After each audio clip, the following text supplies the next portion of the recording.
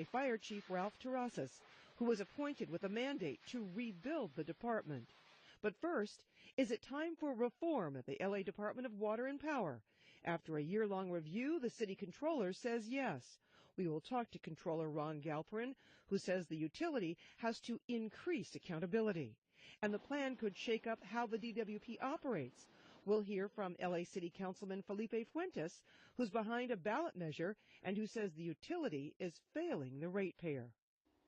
Good morning, I'm Adrienne Alpert. My first guests, City Controller Ron Galperin and Councilman Fuentes. Thank you for joining us this morning. Good morning. All right, nice to see the both of you. Controller, let me ask you first. You in December released a nearly 600-page report that's drilled down deep on the DWP. It was conducted by Navigant, an outside source that looked into this. And the conclusion, the DWP is not such a bad thing, but what's really wrong is how it's run. How do the two resolve? Well, the Department of Water and Power is the largest municipal utility in the nation. And obviously, it is of great importance to the city of Los Angeles. There are some things that it does very well, but the point of the report that we put together was that there are some real systemic problems. We looked at a variety of things. We looked at its operations. We looked at issues of security. We looked at how it's meeting various goals. We looked at whether it is meeting metrics. And this is in addition, by the way, to a variety of other reports that we have done, including looking at safety and training, as you may recall, and a variety of other operations of the utility. So we are very focused on now what can be done to change the structure of DWP. Because when you look at why things aren't happening the way they should, it really comes down to opportunities that we have to redo the way that it is organized. It's not very nimble. It's not very businesslike. It's almost impossible to get a contract done in less than a year. Hiring and personnel policies are very complicated, and all of those must be simplified, and also look at the makeup of the board, and by the way, who exercises authority. One example of that, and then I want to turn to the councilman, is though they rolled out a new billing system and it took forever to try to fix. Is this the sort of thing you're looking at? Absolutely. The billing system took forever to fix, and there's still actually fixes happening as we speak. But that was because the utility really did not have the ability to hire the people that it needed at the time that it needed to do so, did not have the ability to be responsive, and people are not happy about that, and by the way, with good reason. Let's turn to Councilman Fuentes, who's proposing a ballot measure to change the governance of the board of the Department of Water and Power Commissioners with a full-time 7-member professional board. How is this going to help? Well, the problem in Los Angeles is that the utility has a lot of bosses. It's a citizen commission, it is a mayor, it's a city council, and we never ever get to a place where we manage the utility on a day-to-day basis. And why that's even more problematic is that we continue to raise rates and build our rates based on this flawed system. So the thinking is that if we can have a professional, full-time board that has the benefit of independent legal and policy analysis, they'd make better decisions and they'd be in a place to be a lot better than they currently are. I can hear what I would be saying at this point if I were listening to this is this just another way for the council to pass the buck, but ultimately still have control over those very issues? Well, the reform does a couple of things. We want to professionalize the board. We want to make sure that it has independent analysis and it doesn't sort of get managed by the utility. We want to make sure that we go ahead and put a cap on the transfer, so this way we invest more into the infrastructure versus what we see today. We want to eliminate civil service so we can streamline the hiring and firing over there. What will this do to unions? Well, it's going to keep the union in place, and it will keep the memorandum of understanding in place. But the more important part, I think, here is to make sure that we take city hall politics out of the utility. This utility is very good when it performs, but it doesn't get managed like it should because there's a lot of pet projects and a lot of people that tell it to go every which way, and it never goes in the direction that we need. Now, let me get back to the controller. Once again, this report comes out at a time when the council is now turning to the electorate and saying, we need to raise your rates. I mean, it hasn't been officially said yet, but we have the ratepayer advocate on this program who agreed that at least on the first part of the study and now for all of it, water and electric rates probably going up. Does this help Mr. Galperin get more answers on those rate increases?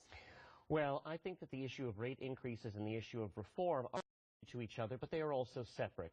No matter what we do with rates, it is absolutely vital to reform the way that the DWP is governed. And by the way, there's a balancing act, because on the one hand, we want to take politics as much as possible out of the utility, but let's be honest, you can never take politics completely out of it. And you also want to find a way that that utility is very much answerable to the people, to the ratepayers, and transparent. One of the things that we've sought to do in our office is to really make it much more transparent by having the utilitypanel.la. You can go online, see every expenditure of the utility, all the details of payroll, and see also a bunch of metrics and how is it performing, because in the future, any kind of increases in the rates have to be tied to metrics. But I think that most people just want to open their bill and understand how that works.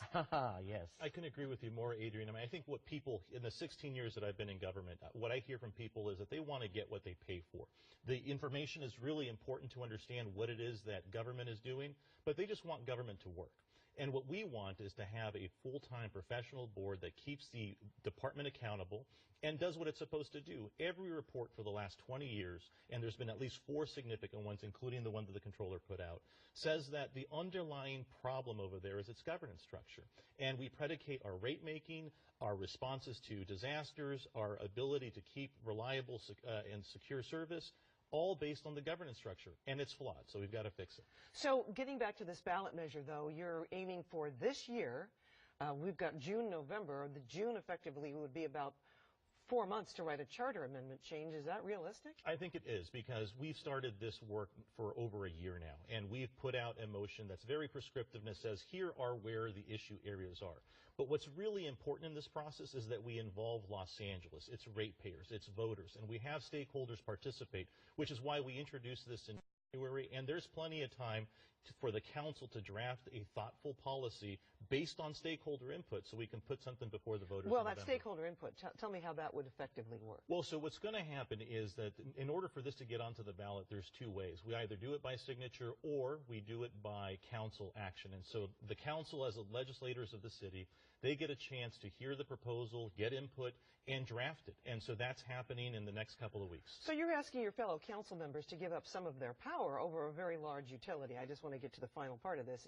You are not running for re-election, Mr. Fuentes. Is it because of that or despite that that you're able to carry what could be an unpopular measure before the city council? It's a little bit of both. Anytime that you ask a mayor or a council or a controller for that matter to cede control, they don't like it. But the truth of the matter is there are municipal utility districts in this country, and Sacramento is an example, where it works and they're independent and they're elected. So the electorate is smart. They want and they know what they get every time they go to the ballot, and we want to give them a stronger, firmer utility. Controller, I want to get to you, and this is again another nuance of what we're talking about here, but a telling conclusion you had from the Navigant report said political influences have often led the department to set more ambitious goals than may be reasonably achievable given this department's resources. Give me a chance to expand on that. Sure. Well, first of all, DWP has been a leader when it comes to issues of conservation of water, when it comes to looking at alternative sources of power that are less dependent on fossil fuels. But it's also expensive, and it is also a process, and it requires a lot of investment. And by the way, we have not invested at all adequately in our infrastructure. Take a look at the condition of our pipes and pipes bursting. So what has to be done is to really invest the money in that infrastructure and in the technology. And there's a lot of great new technology out there. But A, it's going to take some money. And B, we have to really have long-term planning. And again, that comes down to governance structure, among other things. So, but let me ask you your feeling about this ballot measure. Speaking as a controller, yes. Does this remove you from some of the decision making, and how do you feel about that? Well, I feel that it's vital that the controller have a ongoing role when it comes to auditing. We have the responsibility to audit each and every single department of the city, and to also make sure that the utility is as transparent as possible. I think that, by the way, becomes even more important when you talk about a relatively independent board. And I say this not because I want to make sure that I have that role, but that the institution of the Controller's Office is able to maintain its charter obligation to watch over how everybody's money is being spent. Does this measure change the charter obligation of the Controller or any other kind of overseer who is not a member of this it's independent, professional, paid board. So what we do is we make sure that in the charter there is the ability for elected officials to assert jurisdiction over decisions over there. But what happens today, every single decision, whether it's a lease, whether it's a contract, if it's over $150,000, the utility has to come to the city and ask for permission. It has to ask for permission and relies on it for its hiring and firing practices with the personnel department. It has to ask for permission for legal interpretation,